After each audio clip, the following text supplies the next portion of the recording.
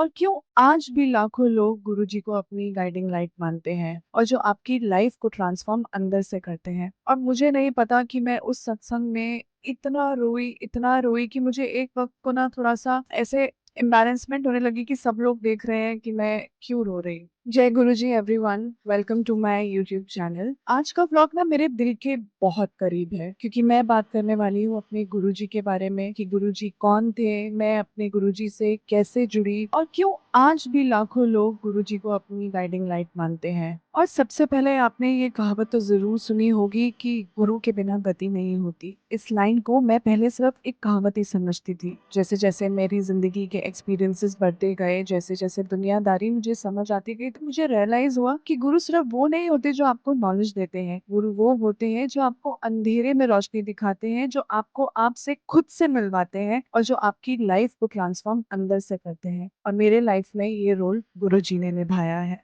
मेरी जर्नी ना गुरुजी के साथ ना बहुत इंटरेस्टिंग रही है। जब मैं अपनी एमबीए कर रही थी तो मेरा कॉलेज गुरुजी के मंदिर के ना बहुत करीब था और उस वक्त गुरुजी अपने फिजिकल फॉर्म में भी प्रेजेंट थे। और जब मैं उस समय के बारे में सोचती हूँ ना तो मुझे सोचकर बहुत हैरानी होती है कि उस वक्त गुरुजी ने मुझे अपने पास कभी नहीं बुलाया। काश मैं गुरुजी से उस वक्त मिल पाती। लेकिन मुझे अब रियलाइज होता है कि उस शायद मेरी स्पिरिचुअल जर्नी उस समय शुरू नहीं होनी थी और गुरुजी ने मुझे तब नहीं बुलाना था, मुझे अब बुलाना था। मैं जब गुरुजी से जुड़ी ना तब मैं आपको अपना एक लाइफ एक्सपीरियंस बताती हूँ। मेरी सिस्टर इन लॉ की वेडिंग थी दिल्ली में और मैं बॉम्बे में रहती हूँ। तो वो शादी से पहले जो घर में गुरुजी का सत्संग प्लान किया और मैंने अपनी सिस्टर को बोला कि यार तू मेरा थोड़ा सा वेट कर लेती, जब मैं आऊंगी तब तू सत्संग कर लेती।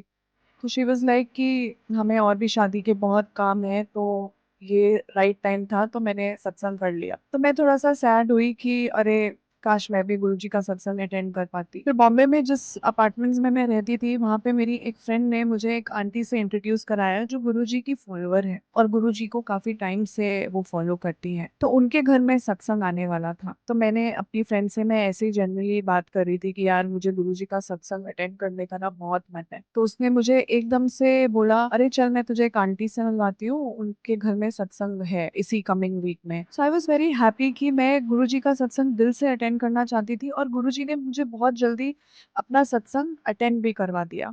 लेकिन सबसे बड़ी बात, जब मैंने गुरुजी का सत्संग अटेंड किया ना, उस सत्संग वो मेरा जिंदगी का पहला सत्संग था गुरुजी का। और मुझे नहीं पता कि मैं उस सत्संग में इतना रोई कि मुझे एक वक्त को ना थोड़ा सा ऐसे एम्बैरेसमेंट होने लगी कि सब लोग देख रहे हैं कि मैं क्यों रो रही हूँ। लेकिन मुझे आज पता चलता है कि गुरुजी से जब आप कनेक्ट होते हैं ना तो वो आपके अंदर की सारी नेगेटिविटी निकाल देते हैं। तो मैंने भी प्लान किया कि मैं भी गुरुजी का सत्संग अपने घर में रखना चाहती हूँ। लेकिन जब मैं अपने घर आई तो मैंने अपने हस्बैंड से डिस्कस किया। मेरे हस्बैंड जो है वो महाराष्ट्रन है और मैं पंजाबी हूँ। तो मैंने अपने हस्बैंड से जब ये डिस्कस किया तो उसने मुझे सपोर्ट किया। ही वाज लाइक ठीक है तू कर ले। लेकिन मैंने अपने हस्बैंड से डिस्कस किया कि यार मेरे घर में सत्संग होने वाला है और मेरे पास तो गुरुजी का कोई भी स्वरूप नहीं है।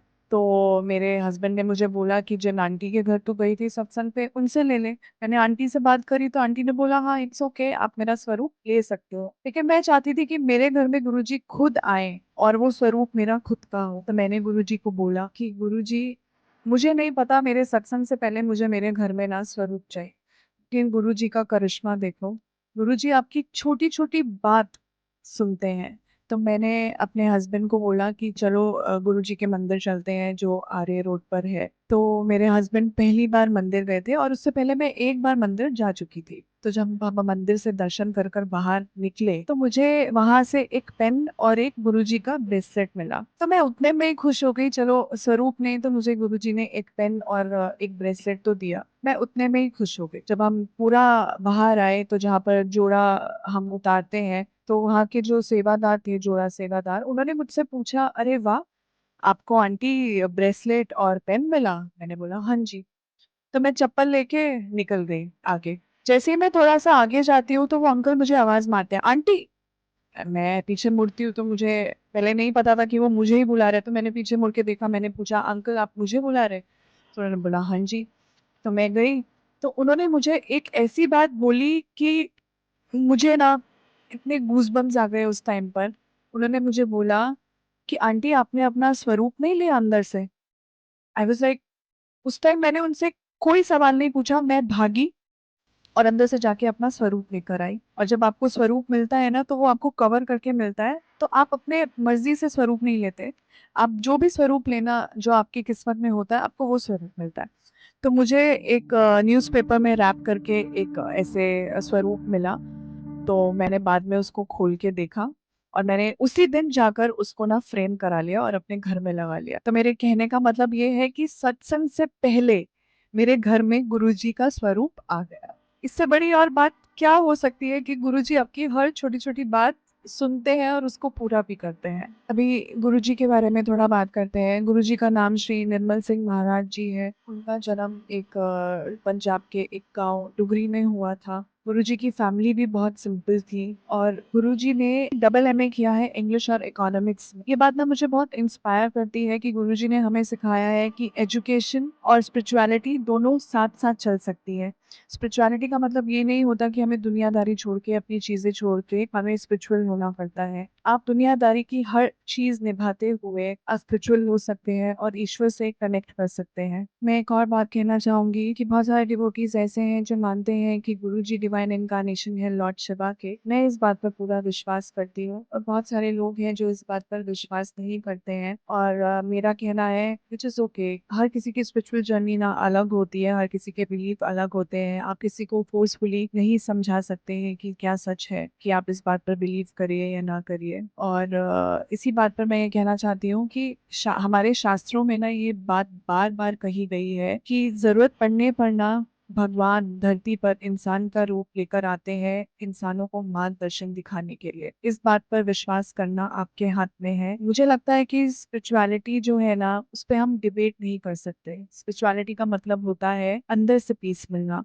जिसको जैसे पीस मिलता है वो सब सही है। जो विश्वास करता है उसको भी सम्मान, जो विश्वास नहीं करता है उसको भी सम्मान। गुरुजी के साथ ना मेरी जर्नी में मैंने एक चीज़ ना और एक्सपीरियंस करी है कि गुरुजी ना आपकी परीक्षा भी बहुत लेते हैं। आपके ट्रस्ट की, आपके फ़ेथ की, आपकी पेशेंस की। लेकिन उन चीज़ों से घबराना मत। जब भी आपको लो फ़ील होता है ना, आप गुरुजी के शब्द सुनिए जो गुरुजी ने खुद ब्लेस करे हुए हैं। वो आपको यूट्यूब पर मिल जाएँगे, आप सर्च कर सकते हो शब्द ब्लेस्ड बाय गुरुजी, तो आपको पूरी लिस्ट मिलेगी, आप वो सुनिए। आप कहीं न कहीं ना उनसे बहुत कनेक्ट करेंगे। आपको किसी भी प्रॉब्लम का आंसर चाहिए, ठीक है, किसी भी क्वेश्चन का आंसर चाहिए, तो आप रैंडमली ना कोई भी एक सत्संग गुरुजी का या गुरुजी का शब्द चला दो, आपको कहीं न उसमें आपको उसका जवाब मिल जाएगा। ये मैंने खुद एक्सपीरियंस किया है, आप भी एक्सपीरियंस करके इसको देख सकते हैं। और जब आप उस फेज़ से निकल जाते हैं ना, तब आप पीछे के बारे में सोचते हैं, तो आपको लगता है कि जो हमारे साथ हुआ, जो गुरुजी कर रहे थे ना, वो बहुत अच्छा था हमारे लिए। कुछ ना कुछ गुरुजी हमें उसमें सिखा रहे थे, जो हमारे लाइफ के लिए बहुत ज़रूरी था सीखना। एक बारे में मैं और बात करना चाहती हूँ। आपने आजकल इंस्टाग्राम पे, सोशल मीडिया पे, व्हाट्सएप पे मैसेजेस देखे होंगे कि 11 लोगों को भेजो, इग्नोर मत करो, ये गुरुजी का मैसेज है। मैं इन बातों पे ना बिल्कुल विश्वास नहीं करती। मुझे ऐसा लगता है कि व्हाट्सएप के फॉरवर्डेड मैसेजेस से ना गुरुजी बहुत ऊपर हैं, ठीक है? आपको गुरुजी के साथ कनेक्शन बनाने के लिए ना किसी फॉरवर्ड मैसेजेस की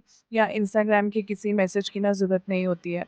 आप गुरुजी से ना दिल टू दिल कनेक्शन करने के लिए ना आप उनसे बातें करिए, ठीक है? गुरुजी से अपनी प्रॉब्लम शेयर कीजिए, गुरुजी से अपनी खुशियाँ शेयर कीजिए, गुरुजी को शुक्राना बोलिए हर चीज़ के लिए, ठीक है? ग्रैटिट्यूड बहुत इम्पोर्टेंट है और आप गुरुजी से जब ये बातें करेंगे ना, मैं तो जब किसी भी प्रॉब्लम में होती हूँ ना, मैं गुरुजी से ऐसे बात करती हूँ जैसे अपने घर के किसी बड़े से बात कर रही हूँ। आई होप बहुत सारे डिवोटीज़ इस बात से रिलेट करेंगे। अब हम गुरुजी के मंदिर के टाइमिंग्स के बारे में बात करते हैं। जो डिवोटीज़ गुरुजी के बड़े मंदिर जो कि दिल्ली छतरपुर में है, वहाँ पर जाकर दर्शन करना चाहते हैं, तो उसके टाइमिंग्स मंडे को 8 एएम से लेके रात को 8 पीएम तक होते हैं। ट्यूसडे, वेडनेसडे को मंदिर बंद होता है। थर्सडे, फ्राइडे, सैटरडे मंदिर के टाइमिंग 5 पीएम से लेकर 10 पीएम तक होते हैं और संडेज़ को 5:30 से 10:30 तक होते हैं। और जो संगत गुरुजी के बॉम्बे मंदिर में आकर दर्शन करना चाहती है, तो गुरुजी का जो बॉम्बे वाला मंदिर है, वो गोरेगांव ईस्ट रॉयल पार्क के अंदर है। गुरुजी का जो बॉम्बे वाला मंदिर है, वो मंडे को सुबह 8 बजे से लेकर रात के 7 बजे तक होता है। ट्यूसडे और वेडनेसडे को बॉम्बे मंदिर भी बंद रहता है। थर्सडे, फ्राइडे और सैटरडे दोपहर के 3 बजे से लेकर शाम के 7 बजे तक मंदिर खुलता है।